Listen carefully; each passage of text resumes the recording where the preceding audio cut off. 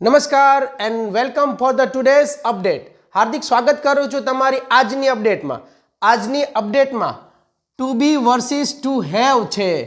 Two be versus to હેવની અંદર વર્તમાન કાળમાં હકાર વાક્ય પાર્ટ 1ની અંદર તમે જોવા અને સમજવા જઈ રહ્યા છો.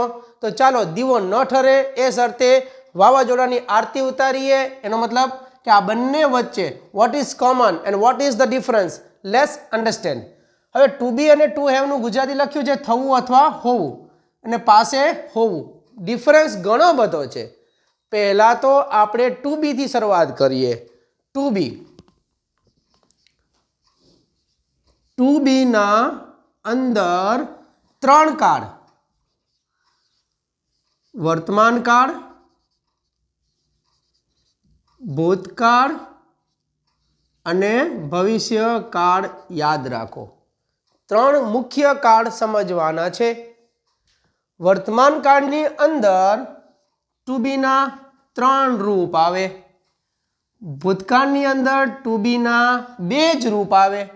ભવિષ્યકાળમાં એક યાદ રાખો રૂપ. Is it? વર્તમાન કાળમાં જે ત્રણ રૂપ છે એ કયા કયા? તો પહેલું રૂપ છે એમ, બીજું રૂપ છે ઇઝ અને ત્રીજું રૂપ છે આર. આ વર્તમાન કાળના ત્રણ રૂપ. ભૂતકાળમાં એક યાદ રાખો વોઝ અને બીજો યાદ રાખો વર. હવે ભવિષ્યકાળમાં ભવિષ્ય છે એટલે એટલે એટલે એટલે આ શબ્દ વિલ 100% આવશે અને એની સાથે જોડી દો આ બી ને તો બની જશે વિલ બી. ચાલો આ ત્રણ રૂપમાં એમ, ઇઝ, આર આજે વર્તમાન કાળમાં આપણે જોવાના છે. પાર્ટ 2ની અંદર, પાર્ટ 3ની અંદર આપણે કન્ટિન્યુ કરીશું, પણ આજે હકાર વાક્ય શીખવાનું છે તો એમ, ઇઝ, આર સાથે શીખીશું. હવે ડાબી બાજુથી જમણી બાજુ આવીએ તો ટુ હેવ છે. તો ટુ હેવ પાસે પણ ત્રણ જ કાળ રાખો. ટુ હેવ પાસે ત્રણ કાળમાં પહેલો કાળ વર્તમાન કાળ, બીજો ભૂતકાળ અને થર્ડ વન ઇઝ ભવિષ્યકાળ. અહીંયા સુધી તો ડાબી બાજુ જેવું જ બન્યું. હવે વર્તમાન કાળના અહીંયા તમને હું બે જ રૂપ આપીશ. ટુ હેવમાં વર્તમાન કાળના ત્રણ હતા ને હવે અહીંયા બે. ભૂતકાળમાં એક જ એન્ડ ભવિષ્યમાં પણ ઓનલી એક. રાઈટ? હવે જોઈએ કયા કયા છે.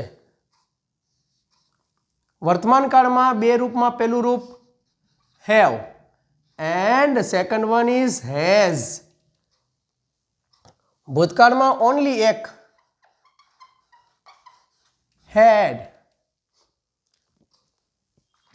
એન્ડ ભવિષ્યકાળ માટે ભવિષ્ય છે એટલે તમને કીધું એ મુજબ એક શબ્દ અવશ્ય આવે આવે અને આવે, એ છે વિલ.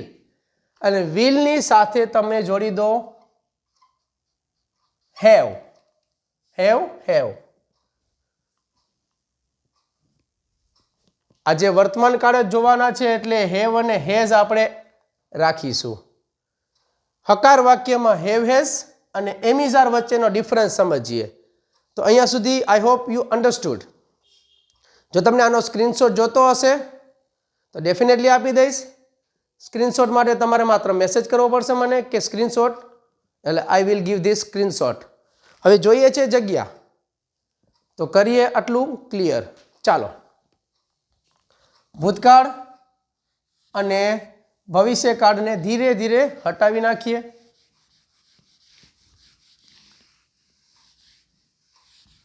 તો અત્યારે મારીને તમારી પાસે વર્તમાન કાળમાં ટુ બી માટે શું છે? એમ, ઇઝ અને આર. અને ટુ હેવમાં શું છે? What is? Yes, only to, have and has. આપણે અહીંયા સુધી આવી ગયા, પણ બંનેનો ઉપયોગ શું છે એ હવે ખોલીએ. તો ટુ બી શું બતાવે? ટુ બી આપે માહિતી, આપે જાણકારી, અને આપે સ્થિતિ બતાવે, સ્થિતિ. ટુ હેવ શું બતાવે? ઓનલી માલિકી ભાવ, ઓનલી માલિકી ભાવ. કોઈ બાબત, કોઈ વસ્તુ પર તમારો હક છે એ બતાવવાનું કામ ટુ હેવ કરે છે. એક એક્ઝામ્પલથી સમજીએ. જુઓ જુઓ, હું દીપક છું.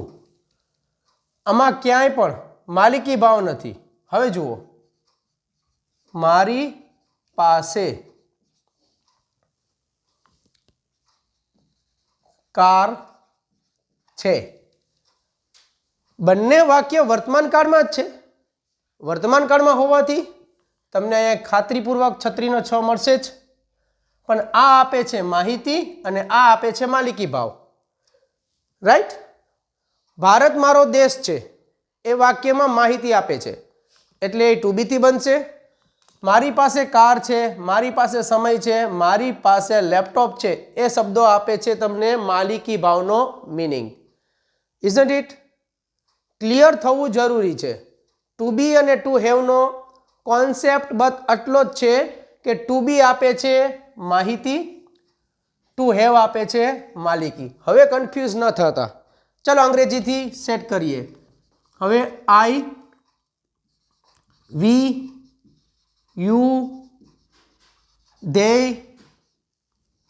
સોરી, હી, સી, ઈટ, અને હું નામ લઈ લઉં. માની લો મેં લીધું રિયા. ચાલો હવે ટુ બીમાંથી આઈ સાથે શું આવે? એમ આવે. વી સાથે આર, યુ સાથે આર, ધે સાથે are, he, is, she, is, it, is, Riya, is. કોની વાત કરીએ આપણે? To be. તો આઈ એટલે હું, એમ એટલે છું, આર એટલે છીએ, અમે છીએ, તમે છો, તેઓ છે, તે છે, તેણી છે, તે છે, રિયા છે. ચાલો આ થઈ ગયું ટુ બી નો કોન્સેપ્ટ. આઈ એમ દીપક, હું દીપક છું. વી આર ફ્રેન્ડ્સ, અમે મિત્રો છીએ. હવે હેવ લઈએ તો આઈ સાથે હેવ, વી સાથે હેવ, યુ સાથે હેવ, ધે સાથે પણ હેવ, હી સાથે હેઝ, સી સાથે હેઝ, ઇટ સાથે હેઝ, રિયા સાથે હેઝ. લો, લેટ્સ મેક ઇટ ક્લિયર. હવે હેવ એટલે પાસે છે, પાસે છે. એક્ઝામ્પલ્સ તમે ઢગલા બનાવી શકો છો. હું તમને 1-2 એક્ઝામ્પલથી વાત પૂરી કરું. આઈ એમ દીપક, ફર્સ્ટ. નેક્સ્ટ આઈ, હવે એમની જગ્યાએ છોડી દો have. I have a car. Ready? હવે વી થી લો. We are brothers and we સાથે હેવ આવે. વી હેવ ટાઈમ, અમે ભાઈઓ છીએ અને અમારી પાસે ટાઈમ છે. I hope it is clear. If you have any doubt related this, contact me for solving your doubt. અહીંયા સુધી હકાર વાક્યની કોન્સેપ્ટને ક્લિયર કરીએ. નેક્સ્ટ વિડીયોની અંદર અહીંયા નકાર આવશે, નકાર. અને નકાર સમજવા માટે આ વિડીયો આરામથી ક્લિયર કરી લો છો તો તમારો નકાર પછી પ્રશ્નાર્થ અને ડબલ પ્રશ્નાર્થનો કોન્સેપ્ટ ઇઝીલી ક્લિયર કરી દઈશ. તો મળીએ નેક્સ્ટ વિડીયોની અંદર. ત્યાં સુધી thank you very much. Jai Hind. Like, share, subscribe, suggestions etcetera જે કંઈ પણ જરૂરી હોય વિધિ કીપ ડુઈંગ. જય હિન્દ.